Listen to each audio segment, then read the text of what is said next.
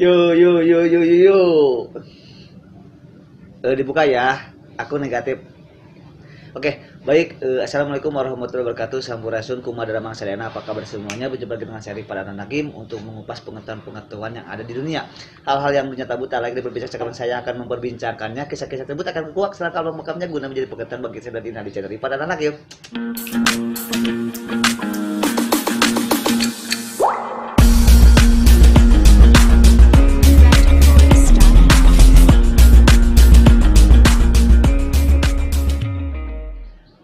Oke guys, alhamdulillah saya ada tamu seorang perempuan yang cantik, cerita anggun, ayu dan menawan. Dia datang dari daerah Pasir Kukun ya. Oke, perkenalkan dia namanya Teh Hana. Boleh Teh Hana kenalan dulu? Nama saya Neng Hana Sofia. Neng Hana Sofia. Jadi panggilnya Hana ya. Oke. Ya, Teh Hana apa kabar ya? Oke. Baik. Sekarang saya kedatangan banyak pertanyaan-pertanyaan dari kamu semuanya tentang masalah hidup sih ya.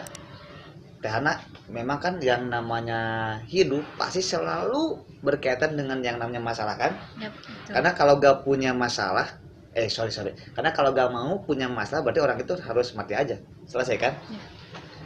Mana coba tim kreatif itu, mana air teh angkatnya buat Teh Hana. Ayo teh angkat sini. Ini kopi amazing banget yang bikin tim kreatif. Thank you so much ya Kang Rifki Adriana.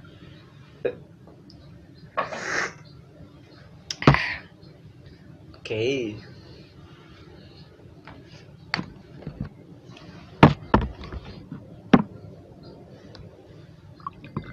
Oke, sip, thank you so much. Teh hangat Teh Hana. Terima kasih. Itu yang bikin dia. Oke. Aneh banget ketika orang-orang yang selalu datang tiba-tiba cerita. Mungkin Teh Hana sendiri punya teman yang kadang-kadang selalu cerita ya atau curhat ke Teh Hana. Aku gini sama orang tua aku kayak gini, aku sama pacar aku kayak gini, aku gini. Nah, seolah-olah dia kan mengeluh ya.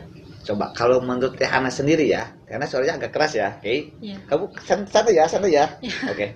Oke. Teh Hana, faktor apa sih yang selalu menyebabkan seseorang itu selalu mengeluh gitu? Sebenarnya itu kalau soal faktor itu ada dua ya. Yap. Yang pertama itu karena mereka kurang bersyukur, Dan yang kedua itu karena pada dasarnya manusia itu tidak pernah merasa puas. Ada contohnya seperti ini. Tetangga saya ya. Oke. Jadi sebelumnya itu dulu dia itu pernah merengek-rengek, nangis-nangis itu sama orang tuanya supaya dibelikan handphone. Ya, terus dia ketemu sama temennya gitu. Ketemu sama temennya itu, temennya punya handphone yang lebih bagus dari dia. Terus dia itu pulang, merengek-rengek lagi ke orang tuanya biar bisa dibelikan HP yang seperti temannya itu. Terus di kemudian hari si temannya itu mengupgrade HP gitu. Oke, ada upgrade lagi handphonenya. Terus ketemu sama dia, terus dia pun pulang gitu ke orang tuanya dan merengek-rengek lagi minta HP tersebut. Ya, dan itu terus seperti itu. Dan dari cerita tersebut ya, kita tahu bahwa memang pada dasarnya manusia itu tidak pernah merasa puas dan tidak pernah merasa bersyukur. Oke. Kalau pada dasarnya manusia itu tidak pernah merasa puas, oke, setuju. Tapi kalau tidak pernah merasa bersyukur, mungkin hanya beberapa orang, beberapa orang. Oke, guys, jadi mengapa sih orang-orang itu selalu mengeluh ketika dia hidup di dunia? Karena yang menyebabkannya itu hanya dua hal nih, menurut sudut pandang Teh Hana. Yang pertama itu karena manusia itu kurang bersyukur, dan yang kedua manusia tidak akan pernah menemukan titik puas di mana manusia itu berdiri di alam dunia ini. Oke.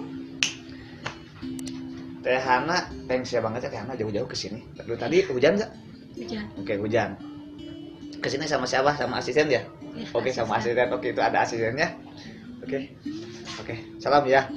Oke, Teh Hana, mohon maaf saya tidak minum teh, tapi saya senangnya kopi.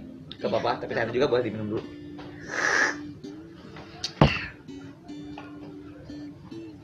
Oke, ini ada pertanyaan lagi nih Teh Hana. Banyak sekali orang-orang yang bertanya juga sama saya. Kayak gue kan gak tahu ya. Mungkin saya harus bertanya kepada orang yang mungkin ahli di bidangnya. Mungkin seperti itu ya. Seperti seorang pasien, dia gak akan pernah mungkin bertanya kepada tetangganya.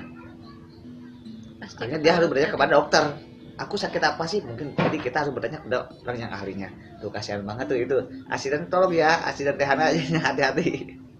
Oke, baik, mengapa sih kita diuji?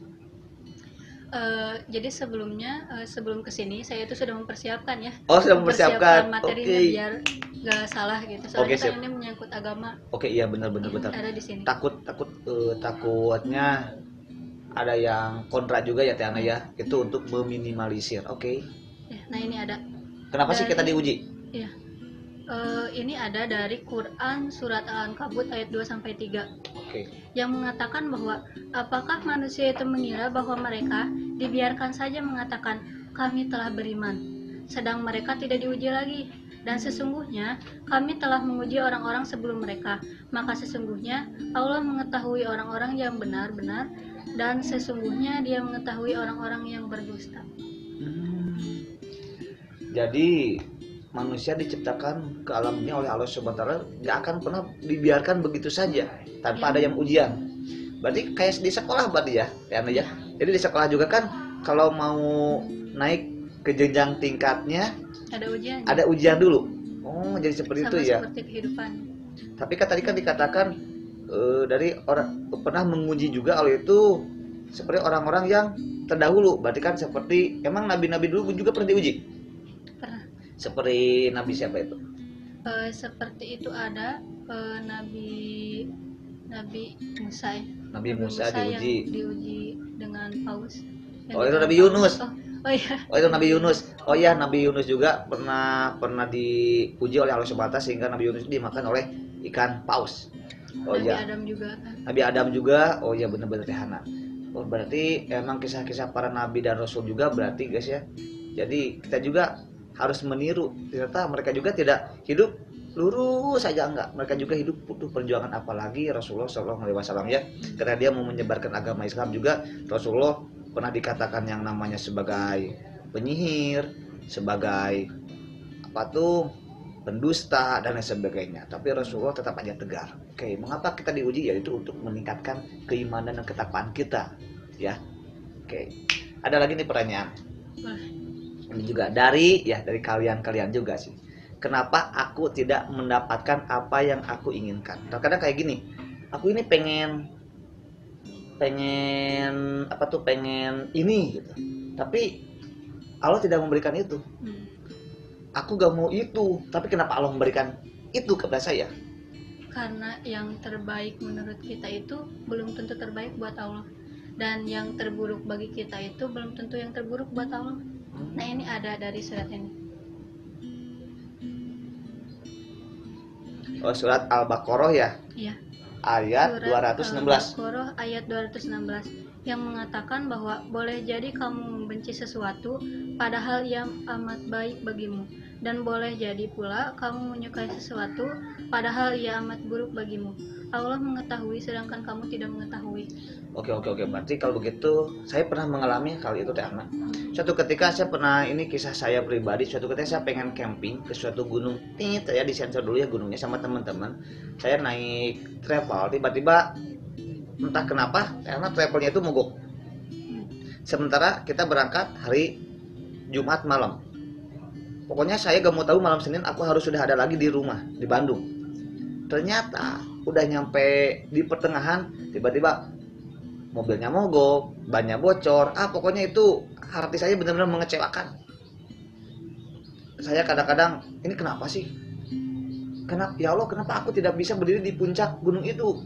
Ternyata aku kembali lagi, ya udah kita hanya sharing-sharing kecil aja di rest area karena kita gak jadi. Alhamdulillah mobilnya juga bisa dioperasikan lagi. Akhirnya kami semua bisa pulang ke Bandung. Ketika itu hari Senin saya ada job juga, dan ketika melihat berita ternyata gunung yang akan saya daki ternyata longsor.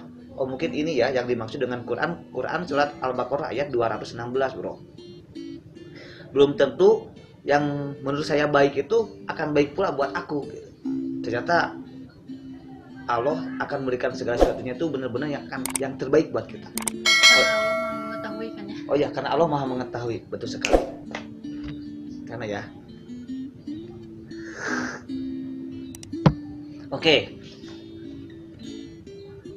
Terkadang gara-gara yang mengeluh ya, orang-orang tuh selalu bilang seperti ini, ya Allah kenapa sih aku ini benar-benar hujan dari engkau itu kadang-kadang membuat aku rapuh, membuat aku susah melangkah gitu kan. Jadi kenapa itu Pak, beberapa orang ini selalu mengatakan kenapa aku ini diuji oleh Allah Subhanahu wa taala, sebenarnya aku ini benar-benar rapuh gitu, aku gak mampu, ini kenapa. Nah mungkin ada penjelasan gak dari Teh Hana? Ada, itu dari Quran surat Al-Baqarah ayat 286. Oh iya, aku baru ingat bro, Quran surat Al-Baqarah ayat 286 ya. Iya. Oh yang la yukalifullahu nafsan illa wus'aha ya. Iya, Oh iya benar.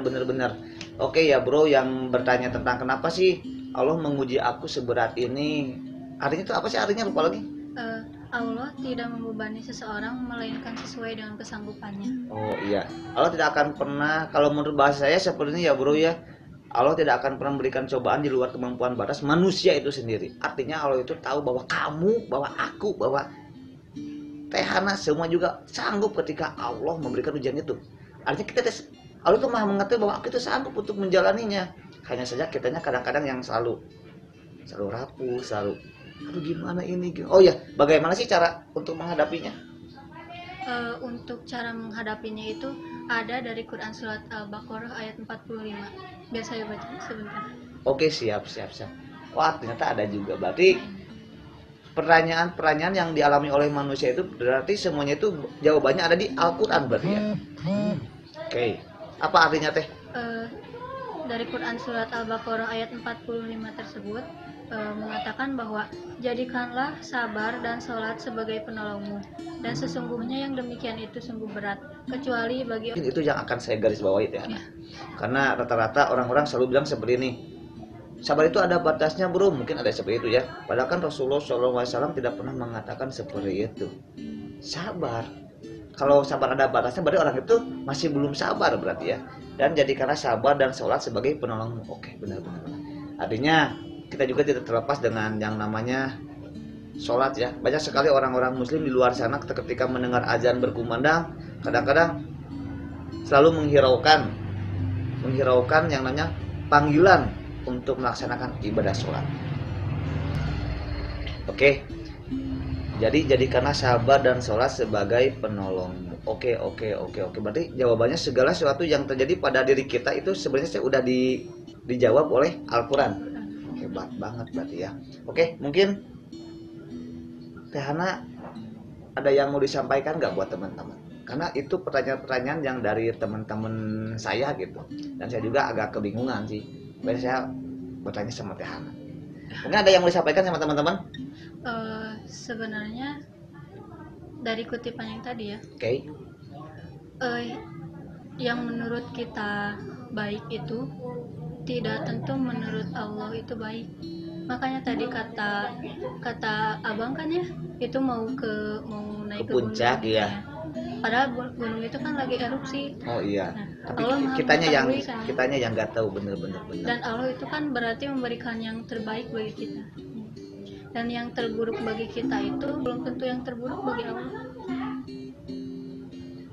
Contohnya seperti ini, ada seorang penulis ya, saya pernah baca biografinya. Dia itu tidak diterima kuliah, tidak diterima ke universitas. Nah karena dia tidak diterima ke universitas, dia nyoba nulis gitu, dan sekarang dia jadi penulis terkenal itu. Tapi dia gak kuliah gitu? Enggak. Pokoknya Allah selalu memiliki rencana yang indah buat orang-orang ya. Pastinya orang-orang yang senantiasa bersabar, yang senantiasa melaksanakan ibadah sholat kepada Allah Subhanahu wa taala. Mungkin seperti itu ya. Oke, thank you so much. Mungkin pertemuan kali ini sharing tentang agama bersama Teh Hana ini mungkin kelar ya. Teh Hana punya Instagramnya gak? Punya. Apa Instagramnya? Hana Sofia dari @hnsfiia. @hnsfiia. Pokoknya jangan lupa di follow juga ya. Pokoknya bagi teman-teman yang ingin barang-barang juga, yang mau merekomendasikan juga, kalian jangan sungkan-sungkan untuk hubungi ke Instagram saya. So thank you so much. Pokoknya terima kasih. Wabillahi taufiq wal hidayah. Wassalamualaikum warahmatullahi wabarakatuh.